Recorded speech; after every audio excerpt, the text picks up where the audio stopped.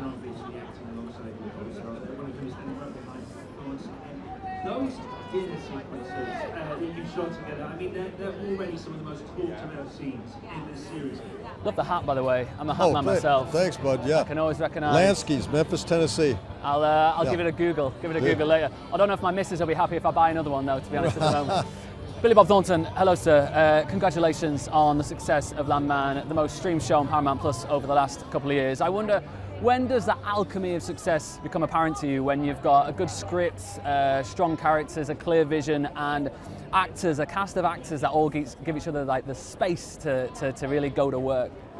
Well, you know, the good news is you always hope your latest project is the best, and I can honestly say this thing fits like a glove. Taylor writes specifically for people. You know, he wrote this for me, and then when he casts it, he knows how he's going to write them. And the thing about him as a writer, you know, some writers write in one voice, and Taylor writes in there could be 50 people in it, and each one's got a different voice. And it really, the chemistry of this cast was instantaneous. I mean, it was never anything that we had to struggle to get into. We had a natural chemistry. I mean, especially like Allie and myself, and Michelle Randolph, who plays my daughter, and Jacob plays my son. We just, it was easy. It should be. If you're having to struggle, you're doing something wrong. There's an old adage of Hollywood that male actors get better and better roles as they get older, and female actors often don't. It feels it's a bit of a sea change at the moment. I mean, even when you look at the difference between season 1 and season 2 of this, Demi's role has kind of grown to an extent. It gives us so much stuff to work on. What was it like kind of going to work and going to war together as old friends, and being able to see her fly in particular in season 2? Yeah, I mean, it's been wonderful. Between Sam and Andy Garcia and Demi, I've known them all for 30-something years, and so it always helps when you know someone and you have to get used to each other. And that thing you said about female characters, yeah, I think times have changed a little. It used to be that a male actor could be a leading man till they're 95 and have a 25-year-old girlfriend, and it wasn't so much that way for female actors, but I think it's improving.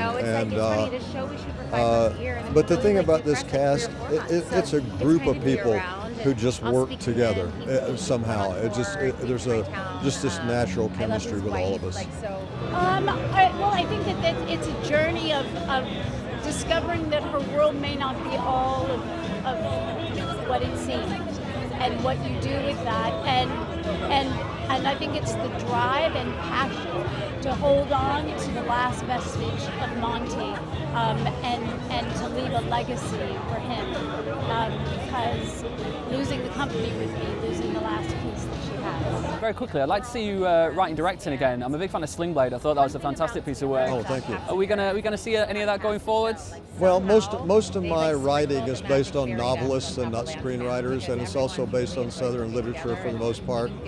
And I just don't know if that's relevant now, And directing and writing takes 1.5 years at least out of your life. And I've been around a while, and I think between music and this, I think that's enough. I would like to do it. I just don't know if there's time. Well, mate, I'll be crossing my fingers and keeping my eye on the horizon. You never know, I might do it again. I'm hoping I've planted some seeds there. All right, buddy, pleasure to meet you. Good luck with the rest of the season. And thank you for saying that, by the way. Oh, mate, it's true. I always use these opportunities to say what you actually, the thing you'd want to say if you meet someone on a bus. So it's better to let people know when they've inspired you in something. That is very nice of you. Thank you. Thanks, pal. Pleasure. Hi. Ali, hello. Congratulations on the continued success of this show. But indulge me for a second. I bloody loved Heroes. Oh, thank you so much. I even have a core memory of injuring myself whilst running home to get back to watch that show, which is quite unique. That's amazing. And it made me think. Okay. I'm okay. I'm Not okay now. forever scarred. I've had a few years now to recover. The ankle's back to full strength. It does make me wonder, though, the comparison between the success of a show back then and a success on streaming. How does that feel for you guys? Do you get the same instant feedback of people stopping in the street going, "I'm loving this"? Or does That's it take a little interesting. longer? That's a great question. I think one of the through lines between the two shows is that unexpectedly they both became international hits. When we did Heroes, it connected with people on this level that normal people want to believe in something greater than themselves. They want to believe in the possibility, and there was hope within that world of kind of sci-fi. You know, it was really beautifully written the first season, and we went all over the world with that show. And then with this, we never thought, we were humbled by the fact that so many people love this show about West Texas, Midland, Odessa, Fort Worth, you know, and RI into like this dysfunctional, crazy family. So it's the difference. No, I don't see any difference of the fans. I mean, I'm just like so grateful, and it feels similar. I wanted to believe that I could jump over a fence on the way home to watch Heroes back in the day, and it turned out I could not. And there was two of you? And yeah, there was two. I might have had a beer beforehand. I like it. Tell me about the work of like Taylor Sheridan, and why do you think his work kind of, I can understand why kind of middle of America would love his shows, and Yellowstone, it's very kind of Americana. But the fact that it does travel and people over here in England love it as well, what is it about his writing that speaks to people, do you think? I think they are achingly authentic characters, unabashedly original characters. Honestly, I think that with our show, there is this dysfunctional family that's messy and beautiful, and it's not just like there's a happy scene and then, you know, they're fighting. It's complicated, and it doesn't exactly line up, but I think that people relate to that on, like, you know, in humanity. They relate to that in relationships and with their children and in their love stories. So that's what I think Taylor does really, really well. I think he casts really well with his show. Like, I don't know how he knows when people are going to have a chemistry or they don't, but you can feel that in all of his shows. Yeah. And I think that his writing is truly it's mastery, because he changes tones unlike any other show we've ever seen before. Billy and I talk about it all the time, and no one's ever done this, where you're taking comedy and high stakes, drama, action, you know, all these different moments and putting them together in the same show. Very rare. And you mentioned the cast, you mentioned like the idea of family. I think on a lot of successful shows, and it certainly seems on this one, the cast have given each other kind of the respect and space to kind of go to town, yes, kind of thing on this, and that doesn't always happen. I wonder when that kind of alchemy becomes clear to you when you're working on a show, that there's something about this which feels right. I mean, Billy and I met like a week before we started filming. It was with me and Michelle and his wife Connie and Tom, and you know, we kind of, you know, you kind of dance on other sides of the room for a little while, you know, like sniffing each other out, and then we went outside to chat, and we just kind of dropped in. And then we just like, he's really open and honest as a person. And so we were able to kind of find moments of connection by really just telling each other about ourselves. He's also just a really generous actor.